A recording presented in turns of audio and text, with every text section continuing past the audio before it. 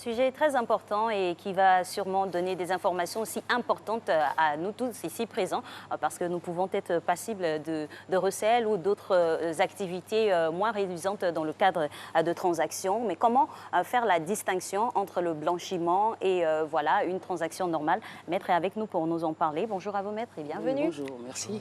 Alors, on parle de blanchiment d'argent. Déjà, qu'est-ce que c'est que le blanchiment de capitaux?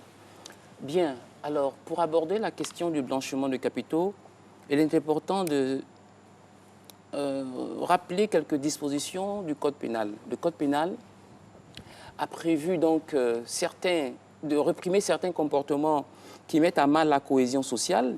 Et donc le Code pénal initial a envisagé par exemple la répression du vol, de l'escroquerie, du viol, du meurtre et ainsi de suite.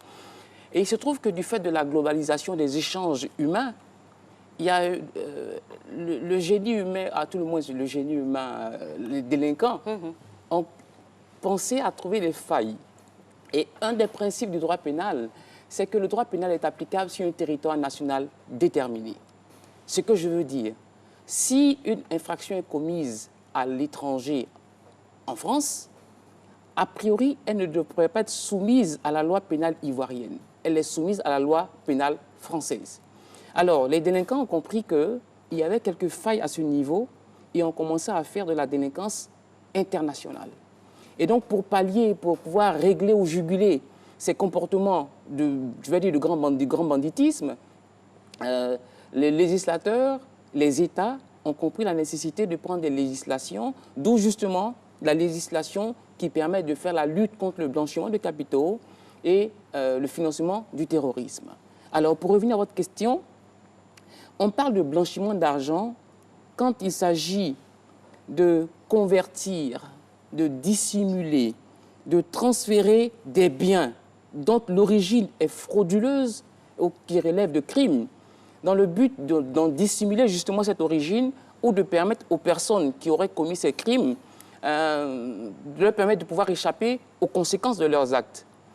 Pour être concret, quelqu'un commet un trafic ou la prostitution et a des recettes du fait de la prostitution et donc se retrouve avec beaucoup de liquidités et donc se sert d'instruments économiques de personnes pour donner à ces fonds qui ont une origine illicite une apparence de régularité.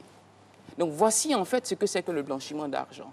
Mais en plus, comme nous sommes dans la logique de la répression, la loi a prévu, en plus de ce que je viens de décrire, que l'acquisition, la détention ou l'utilisation de ces biens dont on connaît l'origine ou donc la personne qui utilise savait nécessairement que ces biens provenaient d'une infraction, mais que cette personne également qui l'utilise soit poursuivie également pour blanchiment d'argent. Enfin, il est admis que même si l'origine des fonds, des sommes, des capitaux a été acquise sur un territoire étranger, cela n'empêche pas que la loi ivoirienne, qui concerne justement la répression de ces infractions, soit également applicable. Donc si l'origine est frauduleuse est acquise dans un pays étranger, un national ivoirien, une personne de nationalité étrangère vivant sur le territoire national peut également être poursuivi pour blanchiment de capitaux.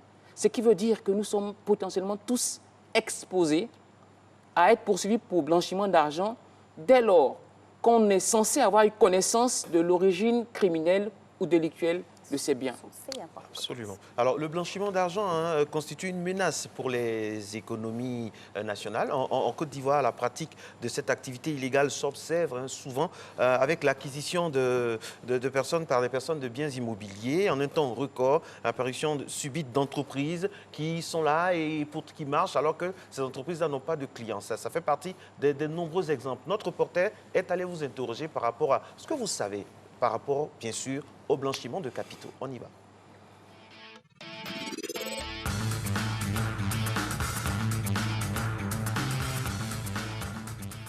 Par rapport au blanchiment d'argent, je pense que, vu les nombreuses réalisations, surtout de certaines personnes, parce que je suis dans le domaine un peu du génie civil, je vois un peu tous ces immeubles qui poussent en un temps très record.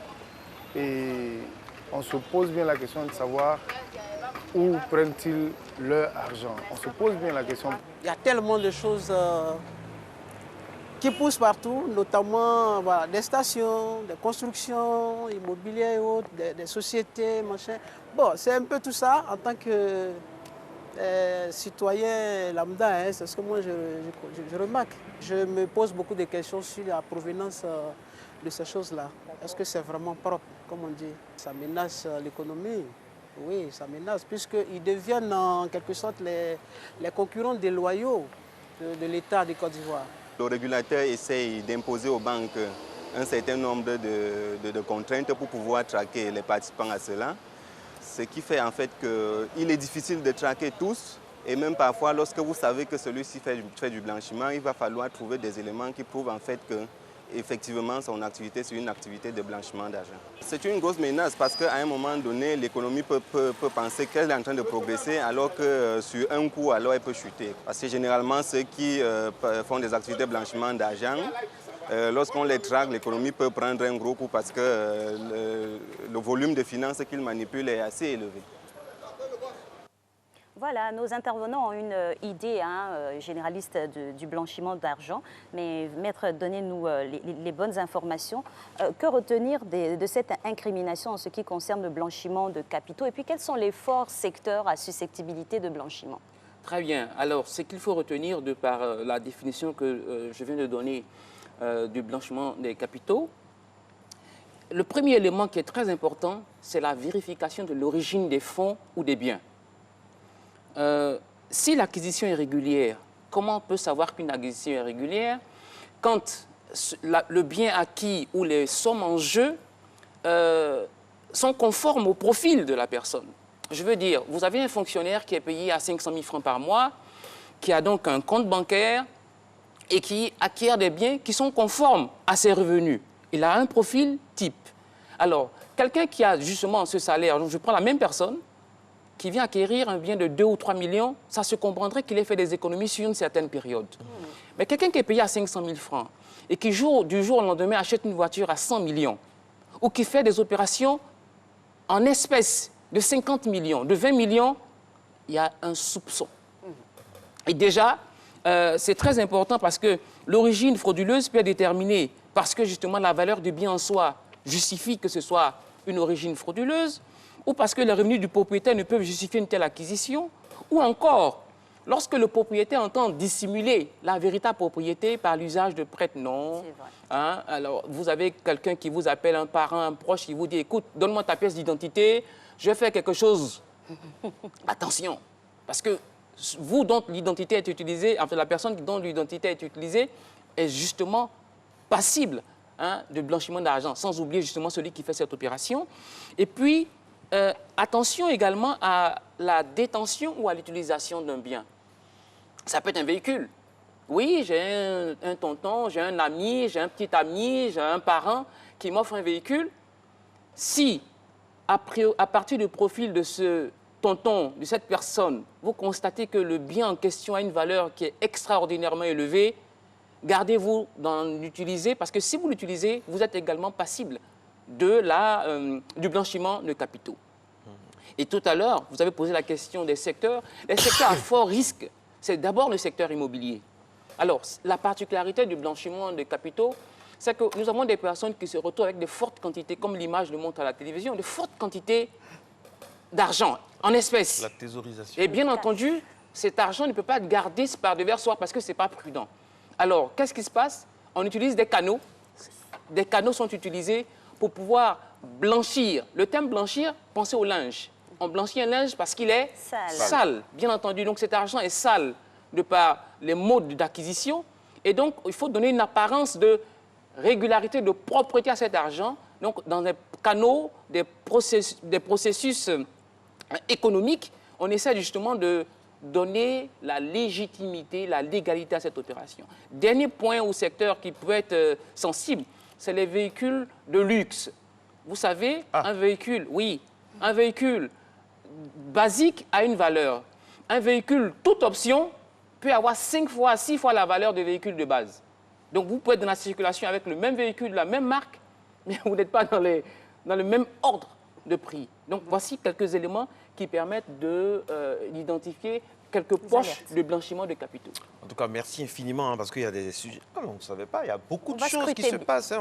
On va vraiment aborder ce thème-là avec beaucoup plus d'attention maintenant. Alors, maître, voici un cas concret. Un monsieur est en France, il a eu de l'argent par du trafic de drogue et une certaine somme. Il ne peut pas à l'aéroport se présenter avec cette somme. Alors, ce qu'il fait, il convoque 15 personnes à qui il donne la somme, il divise par 15, et ces personnes-là viennent à Abidjan pour déposer ça sur des comptes différents ici. C'est le blanchiment, ça? C'est du blanchiment. C'est du blanchiment. Et votre question est fort à propos, parce que tout à l'heure, dans l'incrimination de la loi, il est prévu justement, cette infraction est transfrontière, c'est-à-dire, ce n'est pas comme habituellement, je le disais tantôt en matière pénale, où il faut rechercher l'application de la loi pénale dans l'espace, donc le pays, le territoire national, les représentations diplomatiques, les navires et aéronefs battant pavillon ivoirien. S'agissant du blanchiment d'argent, l'infraction peut avoir eu lieu aux États-Unis, au Ghana, au Burkina, et l'incrimination punit justement le comportement parce qu'il s'agit de dissimuler justement cette origine frauduleuse. Et votre exemple est fort à propos. Il y a des minima prévus par les banques centrales. On est censé pouvoir circuler avec une certaine quantité de liquidité. Alors, justement, les personnes circulent avec je vais dire, à l'unité près. Oui, alors juste au niveau là, et puis on a 100 personnes, on a 200 personnes. Vous imaginez 600 personnes se baladent avec 5 millions, ça fait combien? Ça fait 500 millions. Voilà, voici comment, justement, les procédures ou les procédés sont utilisés par ceux qui se livrent au blanchiment de capitaux. Et heureusement que le législateur a légiféré là-dessus. Alors, quelles sont les dispositions préventives contre le blanchiment des capitaux? Oui, alors, s'agissant des dispositions préventives, il y a la procédure de déclaration. Marco l'a dit tout à l'heure, quand vous arrivez à l'aéroport, ce n'est pas pour vous enquiquiner que les services de douane vous posent des questions pour savoir si vous avez de la liquidité. Que vous arriviez ou que vous sortiez. Donc, il y a un processus dit de déclaration. Secondement, il est fait interdiction d'acquérir des biens immobiliers par des paiements en espèces. Il est fait interdiction. Pour être conforme, ces dernières années ou ces derniers temps, nous avons appris la mise en place de la caisse de consignation et de dépôt, ou de dépôt et de consignation, qui devrait essentiellement permettre à tous ceux qui veulent acquérir un bien d'avoir une traçabilité par des paiements passant par le circuit bancaire. Parce que vous imaginez quelqu'un qui paye une maison à 300 millions en espèces. C'est du blanchiment. C'est clairement du blanchiment. Parce qu'aucune banque ne vous remettrait autant d'espèces en espèces. C'est vrai qu'il y a un effort qui a été fait pour que la bancarisation puisse s'étendre. Nous avons aujourd'hui des opérateurs de téléphonie mobile qui ont des banques. Mais justement, toutes ces opérations sont faites pour empêcher le blanchiment d'argent. Une traçabilité. C'est très, très important. Et enfin, il y a une entité dont nous allons parler tout à l'heure, qui est la CENTIF, qui est la Cellule nationale de traitement de l'information financière, qui est une structure qui a pour objet de recueillir toute information sur des opérations suspectes, à l'effet de les analyser et éventuellement d'aboutir à des poursuites. Donc c'est très important et nous sommes tous surveillés. Tantôt je parlais des personnes qui étaient concernées, nous sommes tous concernés en tant que citoyens par la loi de lutte contre le blanchiment d'argent, mais il y a certaines personnes qui sont assujetties à la lutte. Je veux parler de ceux qui interviennent de façon habituelle dans la gestion des intérêts d'autrui, les banquiers, les avocats, les notaires, les agents immobiliers, tous ceux qui sont concernés par les secteurs, justement, qui sont les secteurs suspects ou en tout cas qui sont ceux d'apanage du blanchiment d'argent, sont tenus de certaines obligations, de vérifier l'identité des personnes, de s'assurer de l'origine régulière ou légitime de ces opérations. Donc chaque fois qu'il y a un doute, il y a tout un processus qui se met en place et dont nous allons parler tout à l'heure. Alors, avant d'en parler, maître, il y a aussi le blanchiment spirituel. Il y a des gens qui... il y a un imam qui en a parlé il y a quelques années, ça fait le buzz. Magique, on prend beaucoup d'argent de sources douteuses. On va construire une église ou une mosquée ou bien offrir des hosties pour les célébrations, tout ça. Ça, c'est un. Et puis de deux, je vole l'argent de mes parents. Quelqu'un vole l'argent de ses parents pour aller acheter un cahier pour aller à l'école. C'est aussi du blanchiment.